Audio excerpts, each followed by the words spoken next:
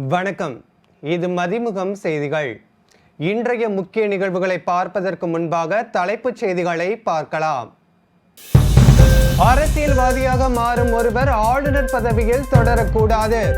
ஆளுநர் RN ரவி மீது புகார் தெரிவித்து குடியரசுத் தலைவருக்கு முதலமைச்சர் மு.க. ஸ்டாலின் கடிதம். பாஜகவை எதிர்ப்பதால் ஆட்சிக்கு ஆபத்து வந்தாலும் கவலை இல்லை. சென்னையில் நடைபெற்ற திருமண நிகழ்ச்சியில் தமிழ்நாடு முதலமைச்சர் மு.க. ஸ்டாலின் பேச்சு.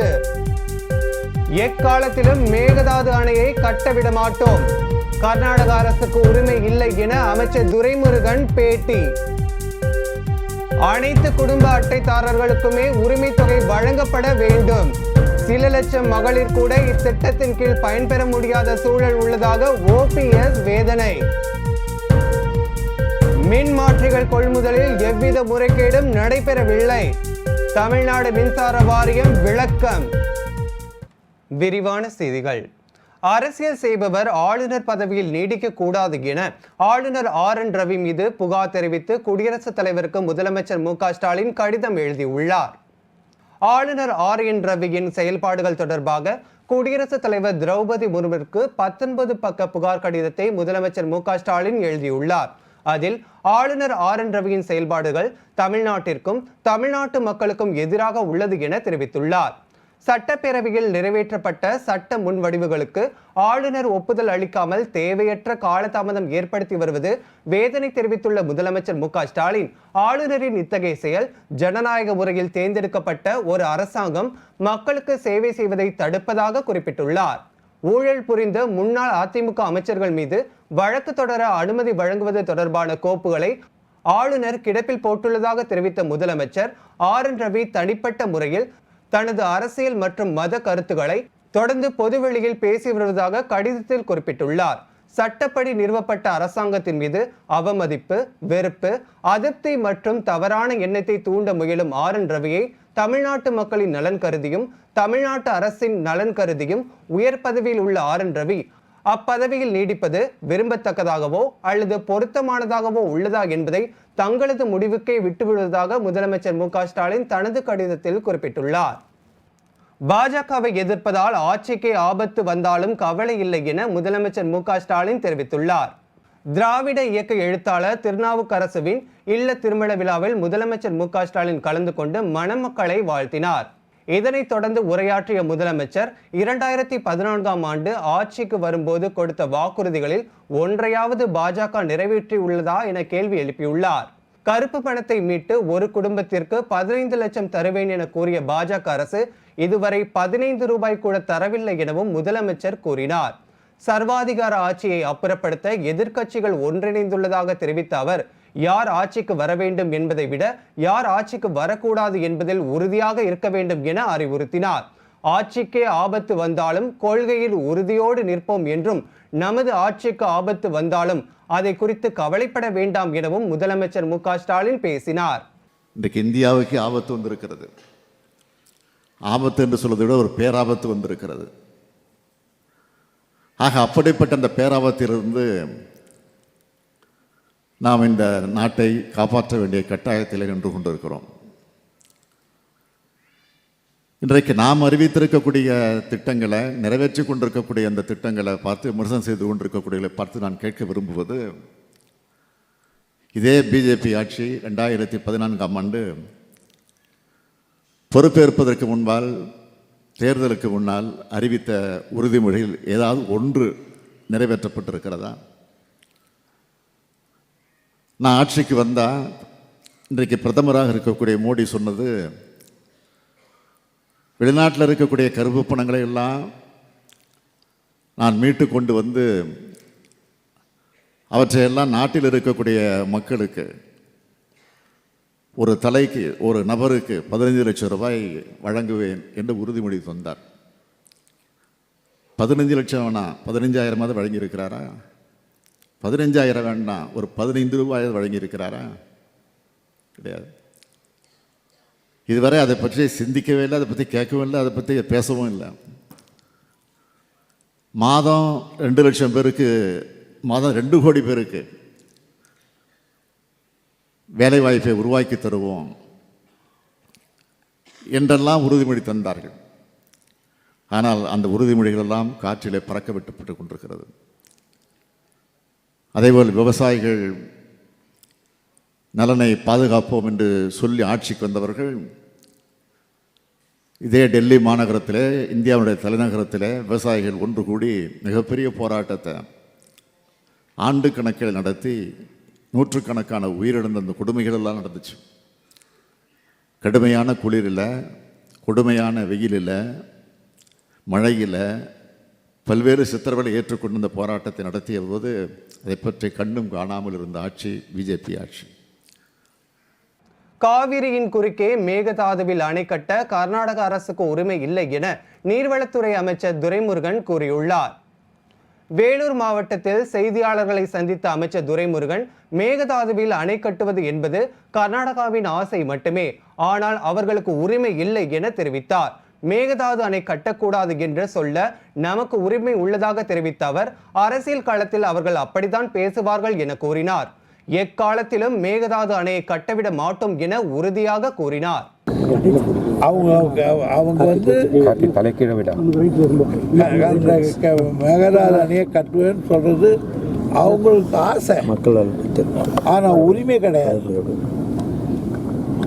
அதை கட்டக்கூடாதுன்னு சொல்றதுக்கு உரிமை நமக்கு உண்டு. காரணம், உச்ச நீதிமன்றத்தினுடைய தீர்ப்பில் நோமேன்ஸ் ஏரியான்னு ஒன்று இருக்கு. அதாவது கபினிக்கு கீழே தண்ணி வழிகிற இடம், கேஆர் தண்ணி வழிகிற இடம், அதுலேருந்து பில்லு கொண்டு வரையில் வர்ற இயற்கை ஆக வர்ற 80 TMC தண்ணி, இது பூராவும் சேர்ந்து தான் நமக்கு வருது. ஆக என்னுடைய இயற்கையாக வர்ற இடத்துல டேமை கட்டுறது அது உகந்ததல்ல. ரெண்டாவது, அவங்க கட்டிட முடியாது. காரணம், சென்ட்ரல் வாட்டர் கமிஷன் இதுக்கு பர்மிஷன் கொடுக்கணும், அதுக்கப்புறம் பொல்யூஷன் கண்ட்ரோலுக்கு பர்மிஷன் கொடுக்கணும், அதுக்கப்புறம் ஃபாரஸ்ட் டிபார்ட்மெண்ட்டுக்கு பர்மிஷன் கொடுக்கணும். இதுக்கப்புறம் கட்டுறாங்கன்னா கோர்ட்டுக்கு போகிறோம். இதெல்லாம் பல விஷயங்கள் இருக்குது. உங்களுக்கு அரசியலில் அதெல்லாம் சொல்லிக்கிட்டு இருப்பாங்க, டெய்லி கட்டியே தீர்வோம்னாங்க, நாங்கள் கட்ட மாட்டோம்னு சொல்லியிருப்போம். உங்களுக்கு இதான் தலைமுறைன்னு எந்த காலத்துக்கு கொண்டு வேலை கட்ட மாட்டோம் தலைமுறைன்னு ஊருட்டி உங்களுக்கு தலைப்பு கட்டுவோம்னு சித்தராமையா சொன்னாங்க. இதுதான் தவிர இதில் ஒன்றும் ஒரு பெரிய நடக்க விட மாட்டோம். மகளிர் உரிமை தொகை அனைத்து குடும்ப அட்டைதாரர்களுக்கும் வழங்க வேண்டும் என முன்னாள் முதலமைச்சர் ஓ பன்னீர்செல்வம் வலியுறுத்தியுள்ளார். இது தொடர்பாக அவர் வெளியிட்டுள்ள அறிக்கையில், மகளிர் உரிமை தொகை திட்டத்தின் கீழ் கிட்டத்தட்ட 1 கோடி மகளிர் பயன்பெறுவர் என முதலமைச்சர் தெரிவித்திருந்த நிலையில், தற்போது விதிக்கப்பட்ட நிபந்தனைகளின்படி ஒரு சில லட்சம் மகளிர் கூட இத்திட்டத்தின் கீழ் பயன்பெற முடியாத நிலை ஏற்பட்டுள்ளதாக தெரிவித்தார். தேர்தல் வாக்குறுதியில் அறிவித்ததற்கு ஏற்ப அனைத்து குடும்ப அட்டைதாரர்களுக்கும் மகளிர் உரிமை தொகை வழங்கப்பட வேண்டும் என்பதே மகளிரின் எதிர்பார்ப்பாக இருப்பதாக தெரிவித்துள்ள ஓ பன்னீர்செல்வம், சொன்னதை செய்வோம், செய்வதை சொல்வோம் என்பதற்கேற்ப அனைத்து குடும்ப அட்டைதாரர்களுக்கும் மகளிர் உரிமை தொகை வழங்க நடவடிக்கை எடுக்க வேண்டும் என்று வலியுறுத்தியுள்ளார். சட்டம் ஒழுங்கு பிரச்சனைகள் மற்றும் அவற்றை சரி செய்வதற்கான நடவடிக்கைகள் குறித்து முதலமைச்சர் மு க ஸ்டாலின் தலைமையில் 11ஆம் தேதி ஆலோசனை கூட்டம் நடைபெற உள்ளது. சென்னை தலைமை செயலகத்தில் நடைபெற உள்ள இந்த ஆலோசனை கூட்டத்தில் தமிழக டிஜிபி சங்க ஜிவால் மற்றும் அனைத்து மாவட்ட காவல் கண்காணிப்பாளர்கள், ஐஜிக்கள் மற்றும் காவல்துறை உயர் அதிகாரிகள் கலந்து கொள்ள உள்ளனர். காவலர்கள் பணிச்சுமையால் தான் தற்கொலை செய்து கொள்வதாகவும் அவர்களின் பணிச்சுமையை குறைக்க நடவடிக்கை எடுக்க வேண்டும் எனவும் எதிர்க்கட்சிகள் வலியுறுத்தியுள்ள நிலையில் இது தொடர்பாகவும் ஆலோசிக்க உள்ளதாக கூறப்படுகிறது. மேலும் காவலர்களுக்கு வாரம் ஒரு முறை கட்டாய விடுப்பு அளிப்பது குறித்தும் விவாதிக்கப்படலாம் என எதிர்பார்க்கப்படுகிறது. இதில் துப்பாக்கியால் சுட்டு தற்கொலை செய்து கொண்ட கோவை சரக டிஐஜி விஜயகுமார் குறித்தும் ஆலோசிக்கப்படலாம் என கூறப்படுகிறது. மெரினா கடலில் பேனா நினைவு சின்னம் அமைப்பதற்கு எதிராக தாக்கல் செய்த மனு உச்சநீதிமன்றத்தில் திங்கட்கிழமை விசாரணைக்கு வர உள்ளது. மறைந்த முன்னாள் முதலமைச்சர் கலைஞர் கருணாநிதி நினைவாக மெரினா கடற்கரையில் கடலுக்கு நடுவே பிரம்மாண்ட பேனா சிலை அமைக்க தமிழக அரசு முயற்சி மேற்கொண்டு வருகிறது. இதற்கு ஒன்றிய அரசு அனுமதி வழங்கிய நிலையில் உச்சநீதிமன்றத்தில் பேனா சிலைக்கு எதிராக பல்வேறு வழக்குகள் தொடரப்பட்டுள்ளது. இந்த வழக்குகள் ஜூலை 3ஆம் தேதி விசாரணைக்கு வந்தபோது வழக்கில் கூடுதல் ஆவணங்கள் வேண்டும் என உச்சநீதிமன்றம் மனுதாரர்களுக்கு உத்தரவிட்டது. இதனைத் தொடர்ந்து தங்களுக்கு ஆதாரம் சேகரிக்க கால அவகாசம் வேண்டும் என மனுதாரர்கள் கோரிக்கை வைத்ததன் பேரில் பேனா சின்னம் தொடர்பான வழக்குகள் 10ஆம் தேதி ஒத்திவைக்கப்பட்டுள்ளன. அதன்படி இந்த மனு உச்சநீதிமன்றம் தலைமை நீதிபதி TY சந்திரசூட் அமர்வில் திங்களன்று விசாரணைக்கு வர உள்ளது. முதலமைச்சர் மு.க. ஸ்டாலினும் மு.க. அழகிரியும் எப்போது சண்டையிட்டனர், சமாதானம் ஆவதற்கு இருவரும் சந்தித்து பேசிக் கொண்டதாக அமைச்சர் உதயநிதி ஸ்டாலின் தெரிவித்துள்ளார். சென்னை கோபாலபுர இல்லத்தில் தயாளம்மாளை சந்தித்து வாழ்த்து தெரிவித்த பின் செய்தியாளர்களை சந்தித்த அமைச்சர் உதயநிதி ஸ்டாலின் முதலமைச்சர் மு.க. ஸ்டாலினும் மு.க. அழகிரியும் சந்தித்து பேசிக் கொண்டார்கள்.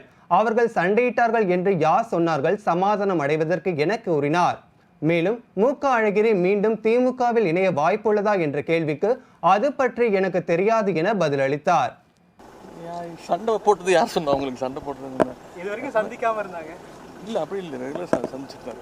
அவர் மீண்டும் கட்சியில் வருவாரா சார்? அதெல்லாம் எனக்கு தெரியாது. Thank you sir. மின்மாற்றிகள் கொள்முதலில் எவ்வித முறைகேடுகளும் தமிழ்நாடு மின்சார வாரியத்தில் நடைபெறவில்லை என மின்சார வாரியம் விளக்கம் அளித்துள்ளது. தமிழ்நாடு மின்சார வாரியத்தில் அனைத்து ஒப்பந்த புள்ளிதாரர்களும் ஒரே விலை புள்ளியை குறிப்பிட்டு உள்ளதால் மின்மாற்றிகள் கொள்முதல் செய்ததில் முறைகேடுகள் நடைபெற்றதாக புகார் எழுந்தது. இது தொடர்பாக தமிழ்நாடு மின்சார வாரியம் வெளியிட்டுள்ள அறிக்கையில் தமிழ்நாடு மின்சார வாரியத்தில் எவ்வித முறைகேடுகளும் நடைபெறவில்லை என தெரிவித்துள்ளது. தமிழ்நாட்டில் ஏறக்குறைய 30க்கும் மேற்பட்ட நிறுவனங்கள் மின்மாற்றிகளை விற்பனை செய்து வருவதால் கடந்த 2011ஆம் ஆண்டு முதல் மின்மாற்றிகள் கொள்முதல் செய்யப்பட்ட கோப்புகளை பரிசீலனை செய்ததில் பெரும்பாலான நேரங்களில் நிறுவனங்கள் ஒரே விலைப்புள்ளியை சமர்ப்பித்துள்ளது தெரிய வந்துள்ளதாக விளக்கம் அளித்துள்ளது. மின்மாற்றியின் விலையை ஒப்பிடும்போது அதற்கு இணையான திறன் உள்ள மின்மாற்றிக்கான விலையுடன் மட்டுமே ஒப்பீடு செய்ய இயலும். ஆகவே புகாரில் ஒப்பீடு செய்துள்ளது தவறு என தெளிவுபடுத்தியுள்ள மின்வாரியம் கொள்முதலிலும் எவ்வித முறைகேடுகளும் நடைபெறவில்லை என தெரிவித்துள்ளது. சென்னை கோயம்பேடு சந்தையில் தக்காளி விலை மீண்டும் உயர்ந்துள்ளது.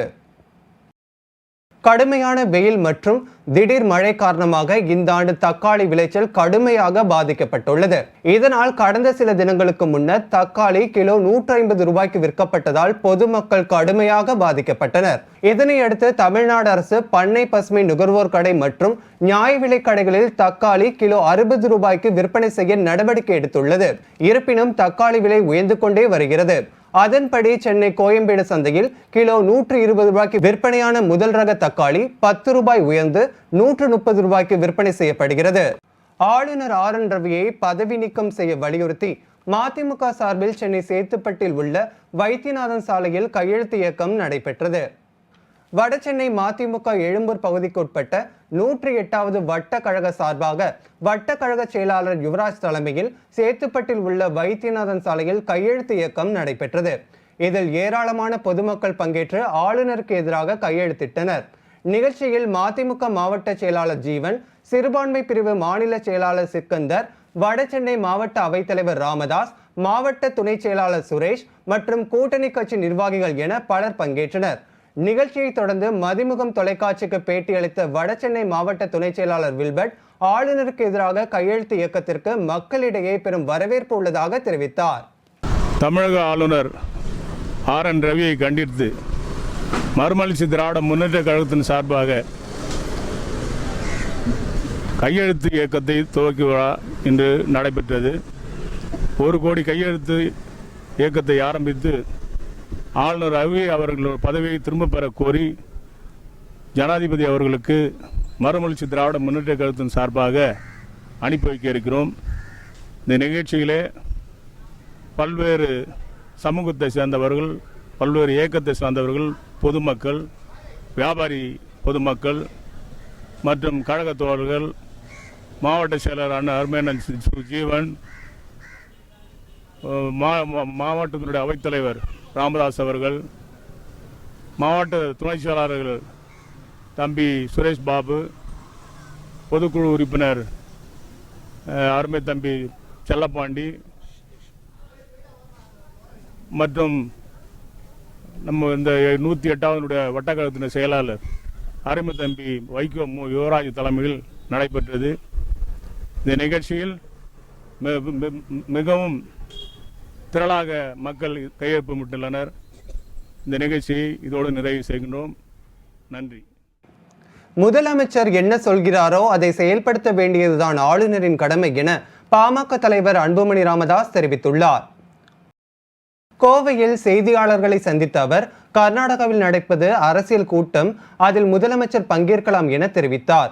கூட்டத்தில் மேகதாது விவகாரம் தொடர்பாக முதலமைச்சர் வலியுறுத்த வேண்டும் என கேட்டுக்கொண்ட அன்புமணி ராமதாஸ், தமிழ்நாட்டில் உள்ள அனைத்து ஆறுகளிலும் 10 கிலோமீட்டருக்கு தடுப்பணைகள் கட்ட வேண்டும் என வலியுறுத்தினார். தெலுங்கானா அவ்வளோ லட்சக்கணக்கான கோடி ரூபாய் ஒதுக்கீடு செய்து நீர் மேலாண்மைக்கு ஒதுக்கீடு செஞ்சிருக்கிறாங்க, நீர்ப்பாசன திட்டங்களுக்கு.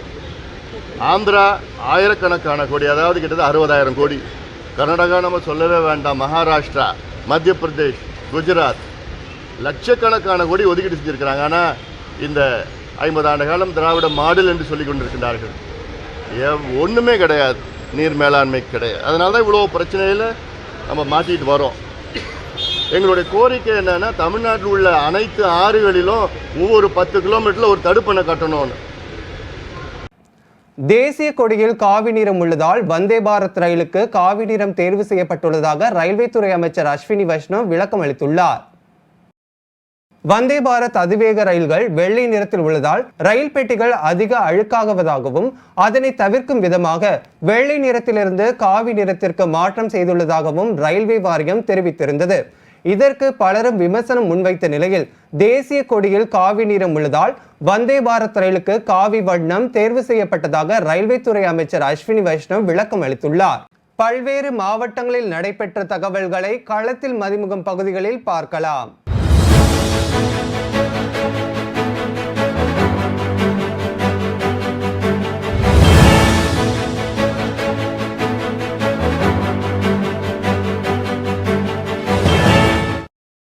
திருப்பூர் மாவட்டத்தில் ஆளுநர் RN ரவியை பதவி நீக்கம் செய்ய வலியுறுத்தி மதிமுக சார்பில் கையெழுத்து இயக்கம் நடைபெற்றது. திருப்பூர் மாநகர் மாவட்டத்தின் அனுப்பர்பாளையம் பகுதி கழகத்தின் சார்பில் நடைபெற்ற கையெழுத்து இயக்கத்தை மதிமுக மாநகர் மாவட்ட செயலாளர் நாகராஜ் கையெழுத்திட்டு துவக்கி வைத்தார். பகுதி கழக செயலாளர் பிரபு தலைமையில் நடைபெற்ற இந்நிகழ்வில் மதிமுகவினர் பொதுமக்களிடம் துண்டு பிரசுரங்களை வழங்கி கையெழுத்து பெற்றனர். நிகழ்ச்சியில் தலைமை செயற்குழு உறுப்பினர்கள், நிர்வாகிகள் என பலர் கலந்து கொண்டனர். ஞாயிறு விடுமுறையொட்டி கொடைக்கானல் மற்றும் ஒகேனக்கலில் சுற்றுலா பயணிகள் அதிகரித்து காணப்பட்டனர். தர்மபுரி மாவட்டம் ஒகேனக்கல் சுற்றுலா தளத்தில் விடுமுறை தினத்தை ஒட்டி வெளி மாநிலம், வெளி மாவட்டம் மற்றும் உள் மாவட்டங்களில் இருந்து ஏராளமான சுற்றுலா பயணிகள் குவிந்தனர். பரிசல் சவாரி செய்தும் தொங்கு பாலத்தின் மீது இருந்து அருவிகளை ரசித்தும் புகைப்படம் எடுத்தும் மகிழ்ந்தனர். அதேபோல் கொடைக்கானலில் Moir point, pillar rock, Guna குகை, ஃபைன் ஃபாரஸ்ட் உள்ளிட்ட பல்வேறு இடங்களில் இயற்கையின் அழகை ரசித்தனர். கன்னியாகுமரி மாவட்டம் நித்திரைவிளை அருகே குடியிருப்புகள் பகுதியில் பிளாஸ்டிக் கழிவுகள் கொட்டி செல்லும் மர்ம நபர்கள் மீது நடவடிக்கை எடுக்க வேண்டும் என பொதுமக்கள் கோரிக்கை விடுத்துள்ளனர். நள்ளிரவில் ஆட்டோவில் வரும் மர்ம நபர்கள் குப்பைகளில் அப்பகுதியில் வீசி செல்வதாக CCTV காட்சியின் அடிப்படையில் அப்பகுதி மக்கள் புகார் அளித்துள்ளனர். திருப்பத்தூர் மாவட்டம் பெரியவர் சண்முகனார் தெரு பகுதியில் அமைந்துள்ள கற்பக விநாயகர், சக்தி மாரியம்மன் மற்றும் அருள்மிகு தண்டாயுதபாணி சுவாமி திருக்கோயிலில் மகா குடமுழுக்கு திருவிழா நடைபெற்றது. விழாவில் யாககால பூஜை, ஹோமம், யாககால பிரவேசம், தீபாராதனை உள்ளிட்ட பல்வேறு நிகழ்ச்சிகள் நடைபெற்றன. இதில் 10,000த்திற்கும் மேற்பட்ட பக்தர்கள் கலந்து கொண்டு தரிசனம் செய்தனர். அதேபோல் ராணிப்பேட்டை மாவட்டம் வாலாஜாப்பேட்டை ஸ்ரீ ருக்மணி சத்யபாமா சமேத ஸ்ரீ வேணுகோபால சுவாமி ஆலயத்தில் திருக்குட நன்னீராட்ட அஷ்டபந்தன மகா கும்பாபிஷேகம் நடைபெற்றது. திண்டுக்கல் மாவட்டம் கொடைக்கானல் மூஞ்சிக்கல் பகுதியில் அருள்மிகு ஸ்ரீ பெரிய மாரியம்மன் கோவிலில் 12 வருடங்களுக்கு பிறகு மகா குடமுழுக்கு வெகு விமர்சையாக நடைபெற்றது. திருவள்ளூர் மாவட்டம் ஆவூர் கிராமத்தில் அமைந்துள்ள பழமை வாய்ந்த ஸ்ரீ எல்லையம்மன் ஆலயம் மற்றும் இலுப்பாக்கம் கைலாசநாதர் ஆலயத்தில் மேள தாளங்களுடன் குடமுழுக்கு விழா நடைபெற்றது. திருவண்ணாமலை சின்னக்கடை தெருவில் உள்ள பிரபல துணிக்கடை மற்றும் பல் மருத்துவமனையில் அடுத்தடுத்து ஒரே நாளில் திருடு போன சம்பவம் பரபரப்பை ஏற்படுத்தியுள்ளது. துணிக்கடையில் துணிகள் மற்றும் பல் மருத்துவமனையில் 60,000 பணம் கொள்ளை போன நிலையில் இது குறித்து காவல்துறையினர் விசாரணை மேற்கொண்டு வருகின்றனர். திருப்பத்தூர் மாவட்டத்தில் காரில் கடத்தி வரப்பட்ட 4 லட்சம் ரூபாய் மதிப்பிலான குட்கா பொருட்கள் பறிமுதல் செய்யப்பட்டது. இது குறித்து நாற்றம்பள்ளி காவல்துறையினர் விசாரணை மேற்கொண்டு வரும் நிலையில் தப்பி ஓடிய மர்ம நபர்களை தேடி வருகின்றனர். கடந்த 1 மாதத்தில் மட்டும் இது 4வது முறையாக காரில் குட்கா கடத்தப்படுவது குறிப்பிடத்தக்கது. புதுக்கோட்டை திருவப்பூர் ரயில்வே கேட் பகுதியில் மேம்பாலம் அமைக்கப்பட வேண்டும் என அப்பகுதி மக்கள் கோரிக்கை விடுத்துள்ளனர். ரயில்வே கேட் அடைக்கப்படுவதால் போக்குவரத்து நெரிசல் ஏற்படுவதாகவும் மக்கள் வேதனை தெரிவித்துள்ளனர். எய்ட்ஸ் நோய் குறித்து கனரக வாகன ஓட்டுநர்கள் மத்தியில் விழிப்புணர்வு ஏற்படுத்துவதற்கான பொறுப்பினை இந்திய கனரக வாகன ஓட்டுநர்கள் நல கூட்டமைப்பினர் தங்களிடம் கொடுக்க வேண்டும் என கோரிக்கை வைத்துள்ளனர். தூத்துக்குடி மாவட்டம் கோவில்பட்டியில் செய்தியாளர்களிடம் பேசிய இந்திய கனரக வாகன ஓட்டுநர்கள் நல கூட்டமைப்பின் மாநில தலைவர் வரதராஜ் இவ்வாறு தெரிவித்தார். இந்திய கனரக ஓட்டுநர்கள் ஒரு நாள் அடையாள வேலைநிறுத்தம் பண்ணாலே, ஒரு உதாரணத்துக்கு சொல்கிறோம், பண்ணாலே நம்ம நாட்டோட பொருளாதாரம் என்னன்னு அதை அரசு அதிகாரிகள் அது அரசாங்கமும் அதை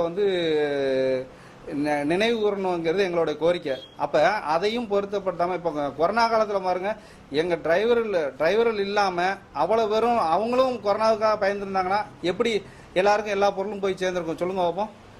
எல்லாருக்கும் டிரைவர் இல்லைன்னா எதுவுமே இயங்காதுங்கிறது ஒரு உதாரணம் எல்லாருக்கும் தெரியும்.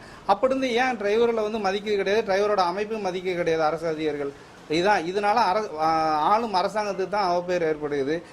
அந்த மாதிரி ஒரு சிலர் பண்ற தவறுனால மற்ற நேர்மையான அதிகாரிகளுக்கும் அது இடையூறா, எல்லாருக்குமே இடையூறா அது தெரியுது. ஆனா ஒரு சிலர் பண்ற தவிர எல்லாருக்கும் போய் சேர்றதுனால அவங்க தப்பு பண்றவங்க மேல நடவடிக்கை எடுக்கணும்.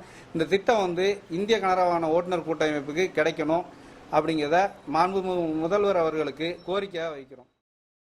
திருப்பத்தூர் மாவட்டம் ஏலகிரி மலையில் உள்ள கோடை விழா அரங்கில் தமிழ்நாடு மற்றும் பாண்டிச்சேரி வழக்கறிஞர் சங்கங்களின் கூட்டமைப்பு செயற்குழு கூட்டம் நடைபெற்றது. இந்நிகழ்ச்சிக்கு வழக்கறிஞர்கள் அரசு மருத்துவ காப்பீடு திட்டத்தை பயன்படுத்தும் வகையில் விரிவாக்கம் செய்து மருத்துவ அட்டை வழங்க வேண்டும் உள்ளிட்ட பல்வேறு தீர்மானங்கள் நிறைவேற்றப்பட்டது. தமிழகத்தில் உள்ள அனைத்து டோல் பூத்துகளிலும் வழக்கறிஞர்களுடைய சொந்த வாகனங்களை இலவசமாக அனுப்ப வேண்டும் என்றும் கேட்டுள்ளோம். ஒரு கால் இதையெல்லாம் வழங்க மறுத்தால் தமிழகம் முழுவதிலும் உள்ள 1,00,000 வழக்கறிஞர்களை ஒன்று திரட்டி சென்னை மாநகரிலே கோட்டையை நோக்கி மிகப்பெரிய பேரணி நடத்துவது என்றும், தேவைப்பட்டால் இந்தியா முழுவதும் உள்ள வழக்கறிஞர்களை ஒன்று திரட்டி டெல்லி சென்று மிகப்பெரிய ஆர்ப்பாட்டம் நடத்துவது என்றும் தீர்மானிக்கப்பட்டுள்ளது. அரியலூர் மாவட்டத்தில் அரசு பேருந்துகள் நேருக்கு நேர் மோதிய விபத்தில் 4 பேர் படுகாயமடைந்தனர். படுகாயமடைந்தவர்களை செந்துறை அரசு மருத்துவமனைக்கு சிகிச்சைக்காக அனுமதிக்கப்பட்டனர். இது குறித்து காவல்துறையினர் வழக்கு பதிவு செய்து விசாரணை மேற்கொண்டு வருகின்றனர். திருப்பத்தூர் மாவட்டம் ஆம்பூரில் காவல் நிலையத்தின் பின்புறத்தில் தொடர்ந்து துர்நாற்றம் வீசுவதால் வாகன ஓட்டிகள் கடும் சிரமத்திற்கு ஆளாகியுள்ளனர். ஆம்பூர் பேருந்து நிலையம் அருகில் உள்ள காவல் நிலையத்தின் பின்புறத்தில் மனிதனின் மண்டை ஓடு உள்ளதால் துர்நாற்றம் வீசுவதாக சாலையில் செல்வோர் அச்சமடைந்துள்ளனர். இந்நிலையில் காவல் நிலையம் பின்புறம் நீண்ட நாட்களாக உள்ள இருசக்கர வாகனங்கள் மற்றும் கார் ஆகியவற்றை அப்புறப்படுத்த வேண்டும் என பொதுமக்கள் கோரிக்கை விடுத்துள்ளனர். திருப்பூர் மாநகராட்சி நிர்வாகம் சார்பில் நடைபெற்ற பாரம்பரிய கலை நிகழ்ச்சிகள் மற்றும் விளையாட்டுப் போட்டிகளில் ஏராளமான இளைஞர்கள் கலந்து கொண்டு உற்சாகத்துடன் நடனம் ஆடினர். திருப்பூர் மாநகராட்சிக்கு உட்பட்ட 2வது மண்டலம் MS நகர் பகுதியில் மகிழ்ச்சியான ஞாயிறு நிகழ்வு துவங்கப்பட்டது. இந்நிகழ்ச்சியின் சிறப்பு விருந்தினராக பிரபல யூடியூப் சேனல் அணியினர் நிகழ்ச்சியில் கலந்து கொண்டு பொதுமக்கள் மற்றும் இளைஞர்களை உற்சாகப்படுத்தினர்.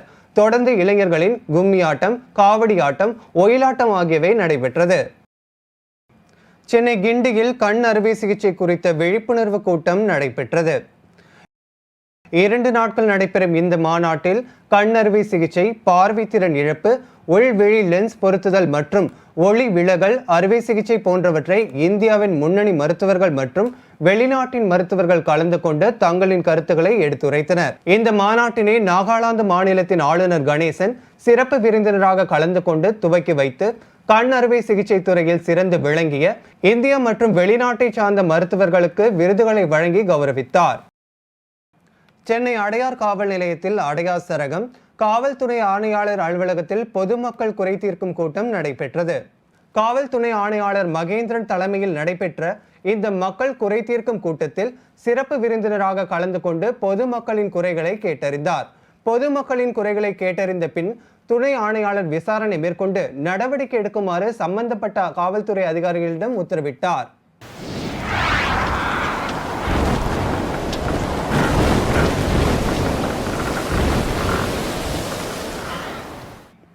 தமிழ்நாடு மற்றும் புதுச்சேரியில் 15ஆம் தேதி வரை கனமழைக்கு வாய்ப்புள்ளதாக சென்னை வானிலை ஆய்வு மையம் தகவல் தெரிவித்துள்ளது.